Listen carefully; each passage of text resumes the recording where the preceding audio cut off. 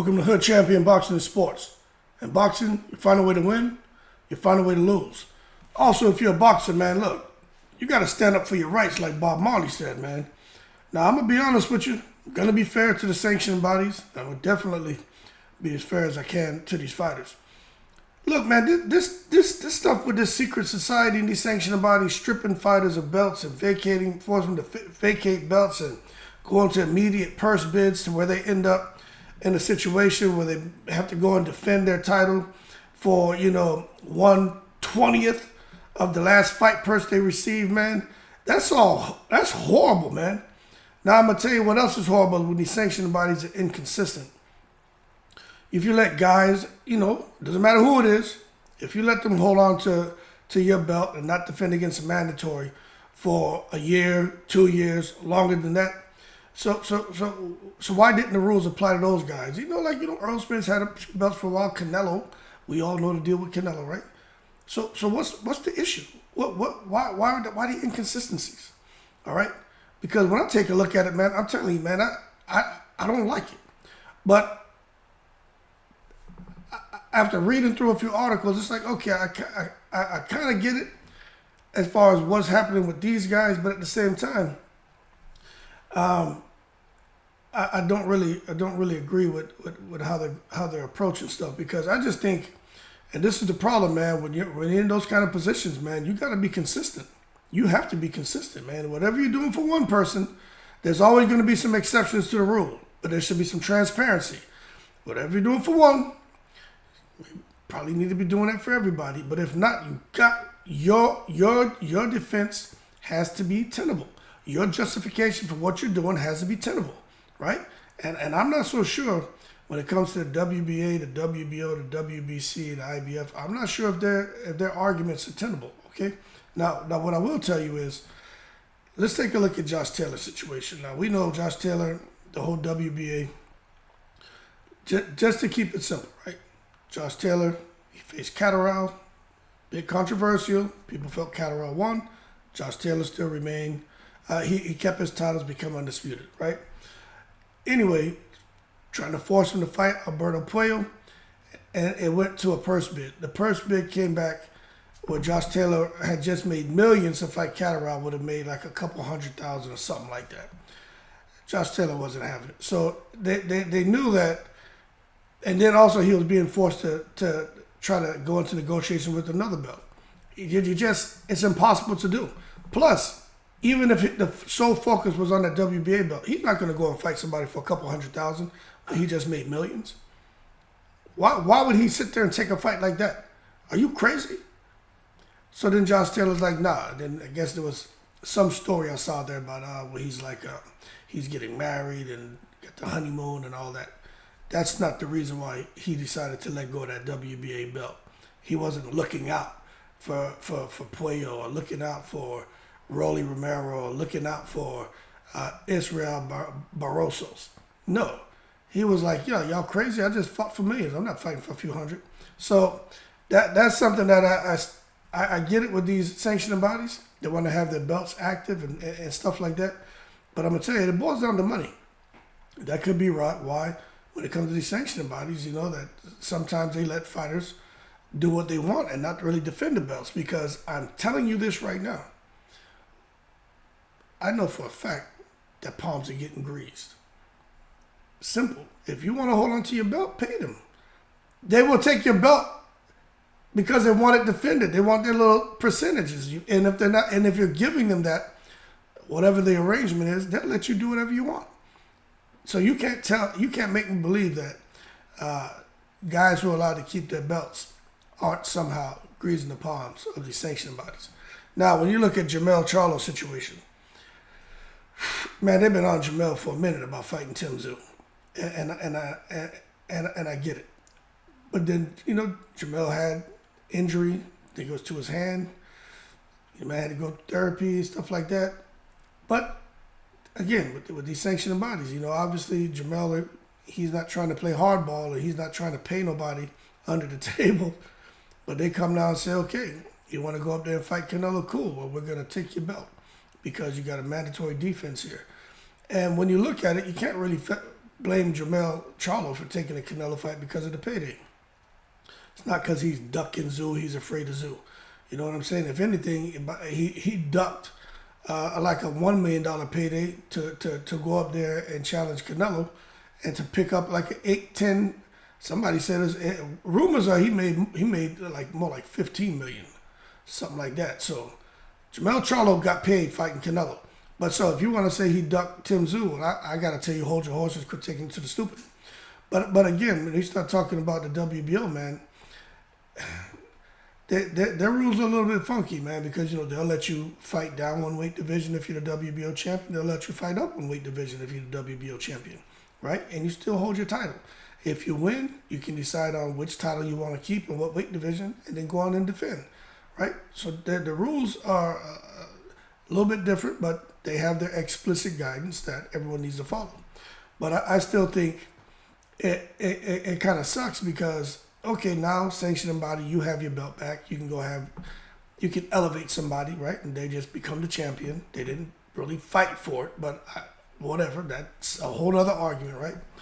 But for the guy who was undisputed, now he's not. So what did that do to his money earning power, right? I think it hurts him. Going forward now is unified instead of undisputed into a fight. Now, in Devin Haney's case, I think the WBC kind of played that a little bit better. They said, hey, you want to go up and challenge Regis Prograis at 140, right? Continuing in your pursuit of greatness, we support you. We're going to be taking that WBC belt off you at 135. But this is the thing. We are going to make you champion in recess. And that is something that I think should have happened with these other sanctioning bodies, right? But once you fight Regis, win or lose, right? Then you can always come back down here, get the first right of refusal to face whoever is the current WBC champion. So I kind of like how they did Devin Haney's situation. That's why Devin Haney hasn't complained, because, you know, I truly believe Devin Haney and his dad have the right relationships, and that's why Haney's career has gone the way it has. I think there's a little bit more to old Devin Haney and his pops, if you ask me. I don't know. That secret society been kind of good to old Devin Haney, so I'm kind of watching that. And then when it comes to Terence Crawford, man, it's like I said, man, I don't care what the reason are for taking that WBO belt from Terence Crawford. I just think Terence Crawford just has been getting done wrong since he turned pro, and I think he's still getting done wrong now as a two-time undisputed champion at 140. You know, the man, they want him to go out there until as soon as he won the belt, give him a couple weeks, something like that, and went into an immediate purse bid with Lipinets. I mean, come on, are you kidding me, man? So Crawford, it's just not enough time there. Didn't even get a chance to negotiate. There was no negotiations to take place. The shit went, I think it was Lipinets' team, man. They just bypassed all that and went straight and wanted an immediate purse bid. You know, it wasn't going to be no real money in that. And Crawford's like, you know what, he ain't got time for the BS. So there's a little bit more to it, but that's in a nutshell what happened. So become undisputed, can't really enjoy it, man. They take the belts from him, take the WBA belt, the IBF belt from the man. So now he bubbling along, still doing business at 147, finally becomes undisputed, right? Just the other day he was begging for his WBA belt, right? So I don't even think Terence Crawford has been able to take a picture with his WBC, WBO, IBF, and WBA belts. I don't think he has a picture with all of them, because the WBA hasn't even sent this man his damn belt. Now that's crazy. But anyway, you look at what the WBO did here. Terence Crawford,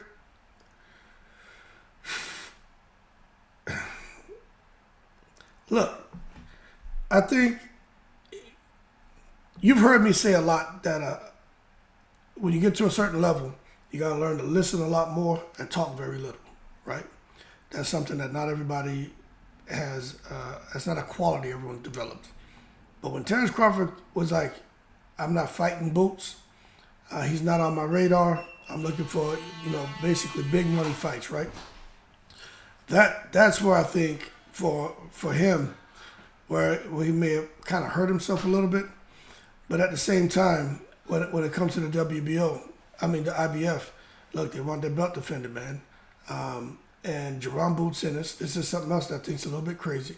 Jerome Boots Ennis has been an interim champion going on a year. That's when Earl Spence had the IBF belt. So Terence Crawford picks it up now, but the clock doesn't stop on that 12-month period as far as how long a person can be an interim champion and should have challenged by the title by that 12 months. If not, they get elevated to full champion status. I think that clock should reset, but I understand why it doesn't. But I think they need to figure that rule out. But long story short, they gave Crawford a certain amount of time to try to sort some things out. With Ennis, Crawford wasn't going for it, and I truly believe down at that WBO conference in the Dominican Republic, I truly believe Crawford was there. There was some discussions, and he has much greater opportunities ahead of him, and we could be finding out in December something huge with Crawford out there in Saudi. I don't know. The writing's kind of on the wall that something could be going that direction with Crawford, but nothing official yet. But that being said, man, I just think for me, when you see a guy become undisputed, right, it's like a selective application of the rules, man. But at the same time, it makes me wonder, these guys, they want to keep those belts, but I'm sure at the same time, they're like, shit, I don't want to keep paying all these sanctioning fees. But if they want to keep the belts, I'm sure they feel like, damn, but at least be consistent with how you're applying your explicit guidance, because now I had Josh Taylor, who didn't really get to enjoy his win because now he's stressing over trying to, whether he should or shouldn't fight for, a 20th or whatever the hell the percentage is of what he made in his most recent fight. Now you got, Jermell Charlo here like, damn, should I fight Canelo? Yeah, it's more money. I'm going that route. But damn, I kind of like being undisputed. It took a while for me to get to this point. They're just going to take it from me. You got Devin Haney, who, to this day, he still doesn't get the credit he receives. I get it, the personality and all that. And, but that should have nothing to do with looking at what Devin Haney brings to the table and his skill set as a fighter. The man can fight, but all that grinding, dealing with the attack, the bullying on social media from the boxing community, man, his own colleagues, for this man to go out there and do what he's done, man, against all odds, and to end up in the position he's in at such a young age. I just think, his situation's not as bad, though. It seems like the WBC is kind of working with him, making him champion the recess. But with Terence Crawford, man, I just think there's no Vaseline there. You know what I'm saying? And I think he's getting it raw and old dirty bastard style. And I just don't like what's going on with old Terence Crawford. I just think the more I watch with the decision being made with him, just nothing seems to really work out in this man's favor.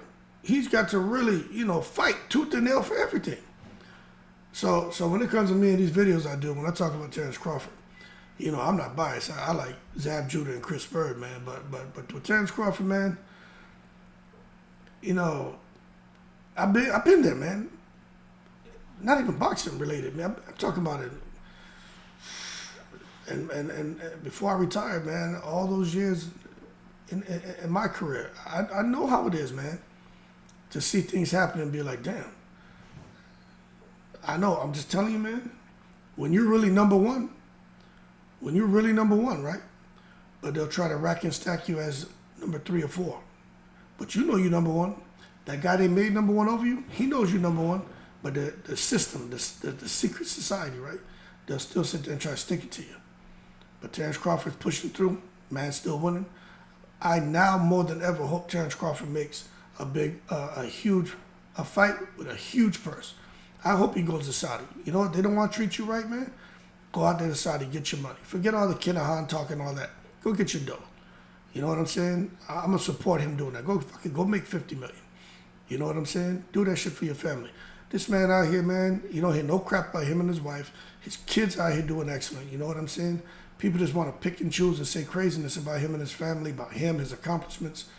Just complete madness. So I'll tell you what, now, I'm cheerleading for the man. I'm going to just go ahead and tell you that, all right? That's never been my style. But the Terence Crawford story resonates with me because I'm telling you, man, I went through the same thing. Same shit. just because of who I was, So that shit kind of stings me. But at the same time, as I get more information, maybe the way I feel will change. Maybe I say, okay, well, Terence Crawford wanted this. You know what I'm saying? He's part of the secret society too. But with the limited information I have, I'm gonna be straight with you right now. I feel like, they're kind of doing him. They're not giving him the Canelo treatment. I'll just leave it as that.